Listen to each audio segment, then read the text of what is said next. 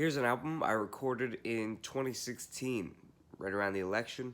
Bunch of political jokes, so if you don't like that, too bad. I just never did anything with it, but now I'm just gonna put it out to you. Enjoy. Anyway, it's great to be here. I love this comedy club. This is one of the first comedy clubs to ever pay me to do comedy. You guys can decide if that was a good idea. But I don't know. It's hard to make money as a comedian starting out because, you drink away your paycheck. Because your paycheck is a free drink. I remember I started at a comedy club in Seattle called Giggles Comedy Club. It's closed down now. They turned into a strip club. There weren't enough daddy issues before. And what's funny is that they didn't even change the sign. They're like, yeah, it's Jiggles, whatever, French, But I started there and I told the owner, like, hey, I live 2 miles away, so if you ever need a comedian, give me a call. And luckily, he was an idiot, so he would call me every week. He'd be like, I forgot to book a host, what are you doing? I was like, I'm there. That's when I learned sometimes availability is more important than ability. So,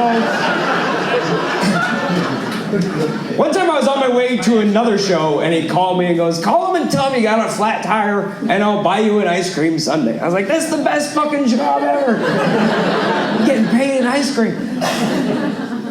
I still remember the first time they paid me in money. I think they were out of ice cream. But I was so excited to get paid for comedy. It was $200 for a whole week. I was so excited to be underpaid. And I was so happy that I got money for jokes. You don't understand. I went to the bank as soon as the show was over to deposit the check. Just because in my mind they were gonna wake up in the middle of the night like, what did we pay them for? And they'll call me up and be like, the bank has it, no takebacks. So I'm at the ATM, it's like 1 a.m, and I hear like a growling noise behind me, which is kind of scary.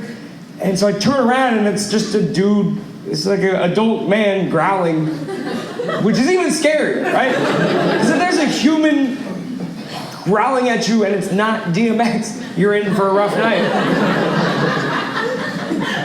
So I didn't know what to do. There's a guy, he's like drooling on himself, he's like limping and and I'm like, oh fuck, zombies. I don't know. Luckily, he didn't attack me, he just sits down on the curb. But now he's in between my car and me, and I'm scared to go to my car. Which is a little ridiculous. The guy can barely walk, and I'm like, I don't know, I think he can still take me, I wish there was a girl here to walk me to my car. I've been done with my transaction for 10 minutes, but I'm still at the ATM, so I came up with a plan.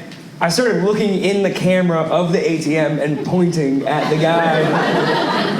Because I've seen CSI, I know if I go missing, they're like, what are his last bank transactions, And they'll look it up, pull the footage, it's me, fucking that guy! Get him! What's really funny is that I didn't even point with my hands because I didn't know if he was looking at me. I didn't want to start something, So I was like trying to point with my eyes and my head, and I'm over here like, rah, that guy. And I had that moment where I realized like if he's looking at me and I'm going, rah, rah, rah, he's like, oh shit, zombies, So I built up the courage to walk to my car.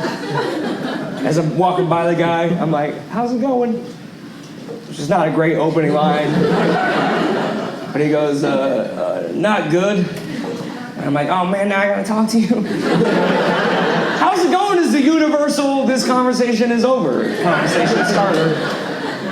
But he didn't get the hint. So I'm like, hey, how's it going? He goes, not good. I'm like, what's the matter? He's like, I need to go to the hospital. I was like, oh, do you want me to call you an ambulance? He's like, I can't afford an ambulance. I was like, are you a comedian also? That's crazy. I go, you know what? The hospital is a mile away and it's on my way home. Why don't I just give you a ride? Yeah, you guys are like, fuck that, let him die. So he gets in the car and I go, hey man, just please don't stab me. I don't know why I waited till he's already in the car. to establish the ground rules. Like, he's gonna pull out a knife. Oh, come on!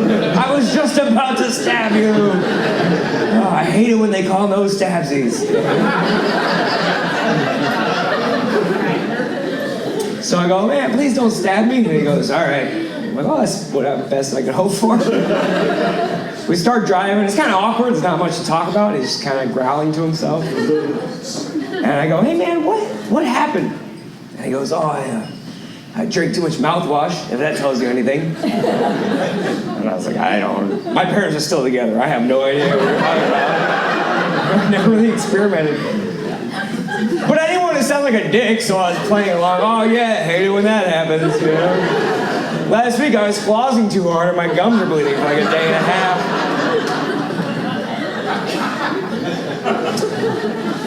Then I had the thought, for a guy who's drinking mouthwash, he sure doesn't smell minty fresh. Something's not right. So I get to a stoplight and I Googled it on my phone. Turns out mouthwash has alcohol in it. So alcohol, I know this is a repeat course for some of you, but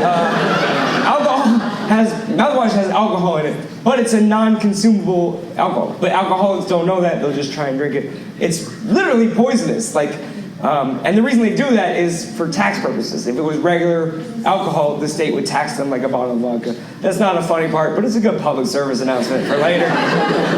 Don't drink mouthwash. It's poisonous. It's like shuts down your organs. If you don't treat it, you can start to go blind. All sorts of bad stuff happens.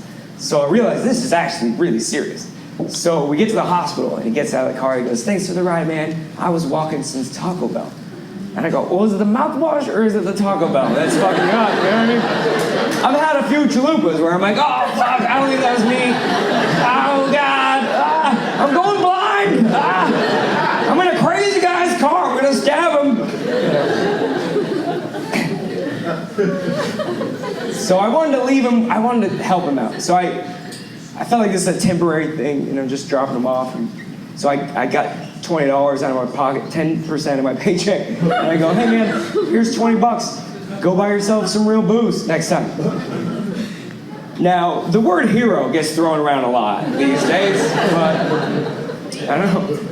There's not really an end to the story because I never saw him again, but I think that's the end of the story, is that I saved his life. Or I fucking killed him, but either way.